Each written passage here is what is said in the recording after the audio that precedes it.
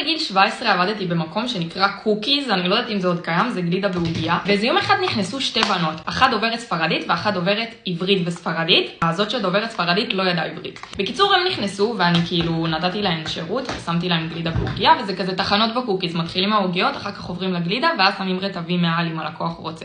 עכשיו, זאתי שדיברה גם עברית וגם ספרדית, פשוט תרגמה אותה. למי שיודע, אני דוברת ספרדית שפת אם. בקיצור, שיחקתי את עצמי כאילו אני לא מבינה מילה ממה שקורה שם, ונתתי לה לעבוד קשה ולתרגם. יכול להיות שיצאתי קצת חרה, אבל פשוט לא היה לי כוח כאילו להתחיל לדבר איתם על זה שאני יודעת ספרדית, לא משנה. בקיצור, היא תרגמה. שמתי לה את הגלידה, שמתי לה את העוגיה, שמתי לה את הזה, ותמיד הייתי הכי לארג'ית בקטע שמגיעים לרוטב. למה? כי אני שונאת שהמוכרים שמים ממש קצת רוטב.